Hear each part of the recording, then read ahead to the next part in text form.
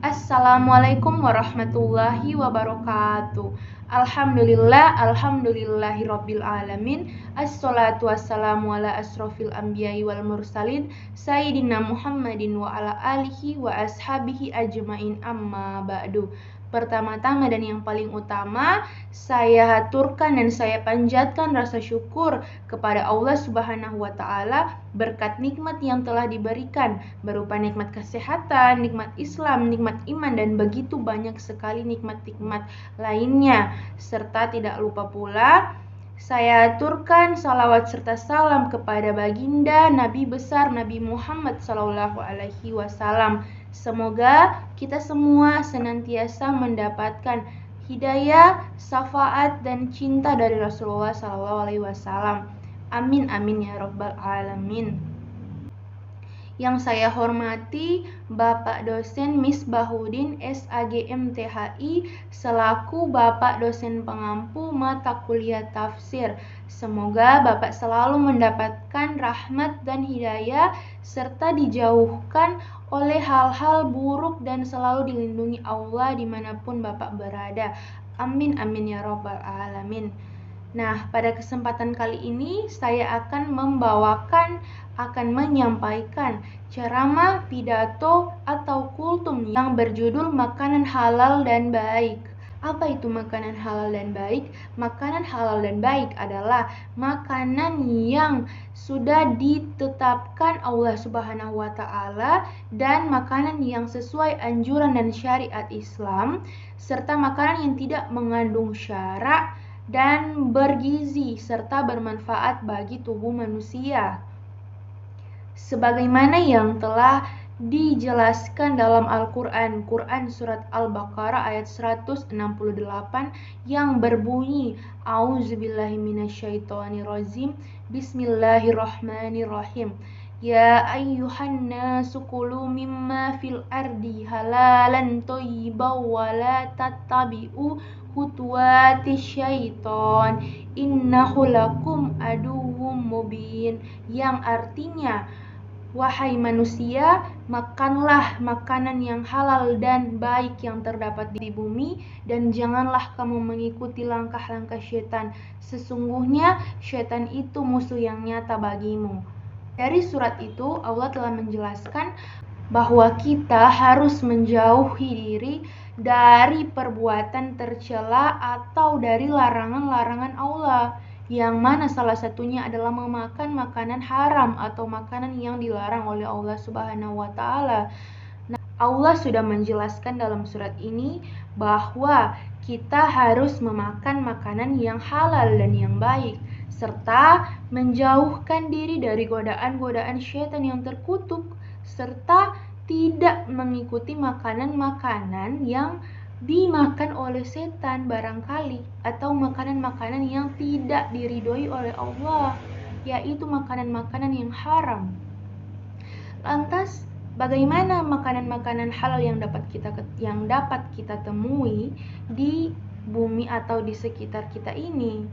Contohnya ada telur, ada susu, ada ikan yang terdapat di laut atau di sungai, ayam, terigu, serta banyak sekali bahan-bahan makanan yang sekarang sudah bersertifikasi halal atau makanan yang sudah dipastikan bisa kita konsumsi.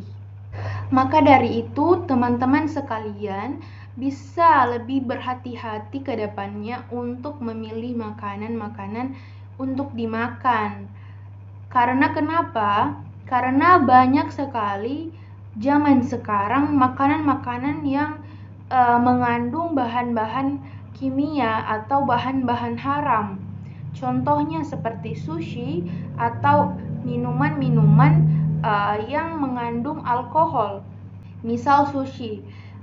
Makanan satu ini beredar dan banyak terdapat di kalangan masyarakat saat ini. Makanan khas Jepang ini ada beberapa outlet yang ternyata setelah diperiksa tidak sesuai ketentuan MUI atau mengandung bahan alkohol, yang mana di dalam Al-Quran kita tidak bisa mengonsumsi alkohol atau bahan-bahan yang bisa memabukkan atau membuat kita tidak menyadarkan diri. Allah juga sudah menegaskan dalam Quran surat Al-Baqarah ayat 178 yang berbunyi A'udzubillahi minasyaitonirrajim Bismillahirrahmanirrahim. Innama harrama alaikumul maitata waddam walahmal hinjiri wa ma uhilla bihi lighairillahi famanit tura ghairoba wala adin fala isma alaihi innallaha ghafurur rahim, yang artinya sesungguhnya dia hanya mengharamkan atasmu darah, bangkai, daging babi, dan hewan yang disembelih dengan menyebut nama selain Allah. Tetapi barang siapa terpaksa memakannya, bukan karena menginginkannya dan tanpa melampaui batas, maka tidak ada dosa baginya. Nah, dari surat tersebut, Allah telah menegaskan bahwa bangkai, daging babi, daging yang berdarah atau darah itu merupakan makanan yang haram. Bangkai di sini memakai pengecualian kecuali ikan dan belalang. Namun selain daripada itu tidak halal dan haram. Ada pula makanan yang tidak baik atau haram berupa minuman yang memabukkan, yang tidak bermanfaat, atau makanan yang mengandung alkohol atau bahan-bahan kimia yang membahayakan. Nah, jadi teman-teman, semoga kedepannya kita semua bisa lebih berhati-hati dan lebih teliti untuk memilih makanan atau bahan makanan yang bisa kita makan atau konsumsi, agar kita semua tidak mendapatkan dosa, melainkan kita mendapatkan vitamin, kita bergizi, dan lebihnya kita disayang oleh Allah karena kita mentaati perintahnya.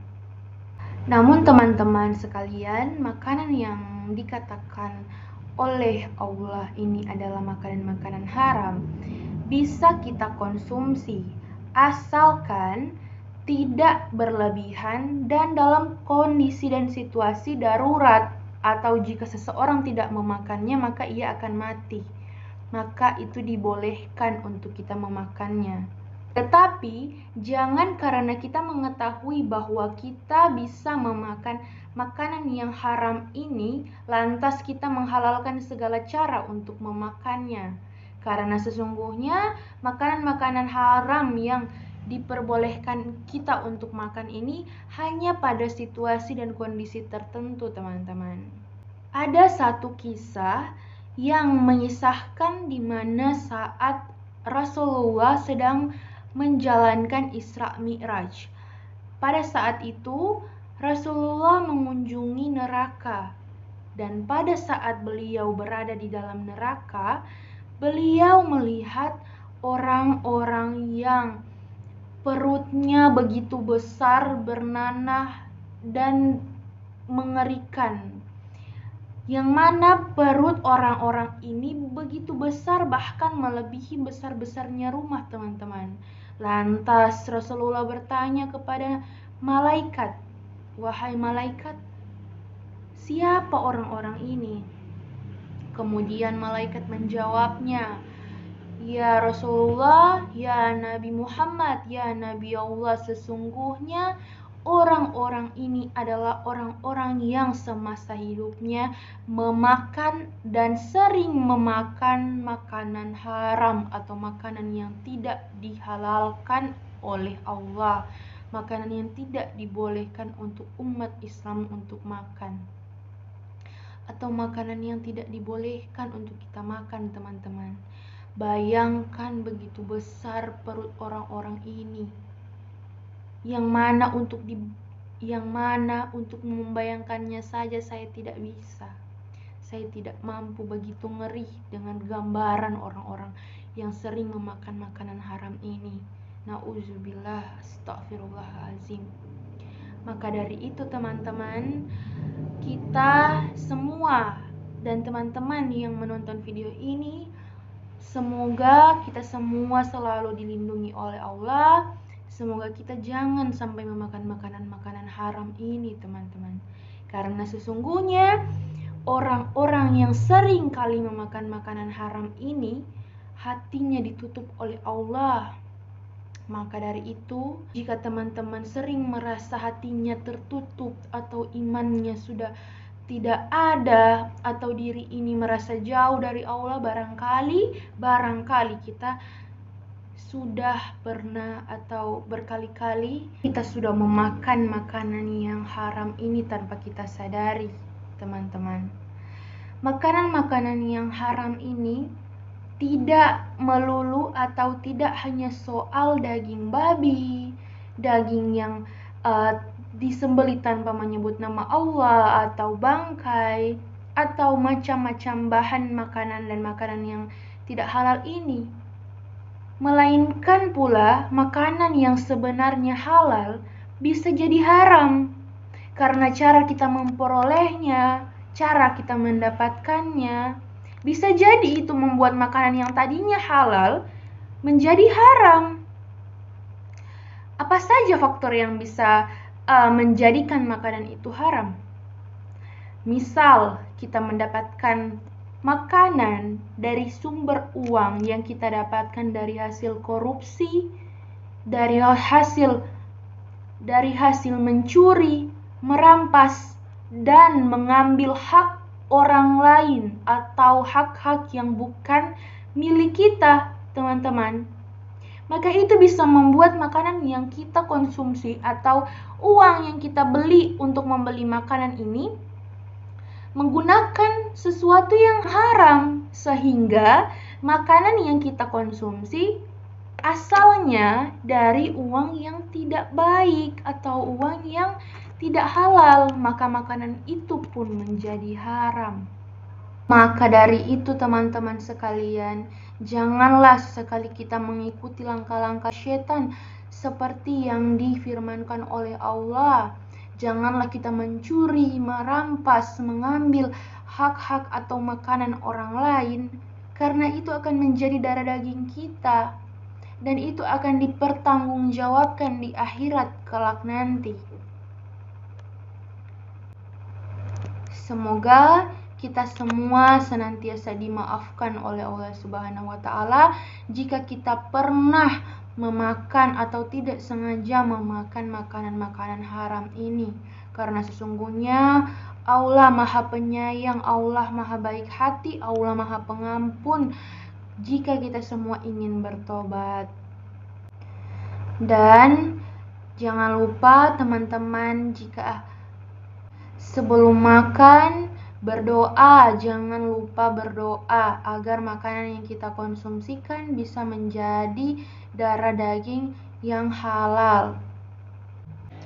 Nah, itu dia kultum pidato ceramah singkat yang bisa saya sampaikan. Semoga bisa bermanfaat dan membukakan hati teman-teman sekalian. Terima kasih sudah menonton video ini. Semoga kita semua selalu disayangi, diberi pertolongan, diberi maaf, dan dicintai oleh Allah dan Rasul-Nya. Wabillahi taufiq wal hidayah. Wassalamualaikum warahmatullahi wabarakatuh.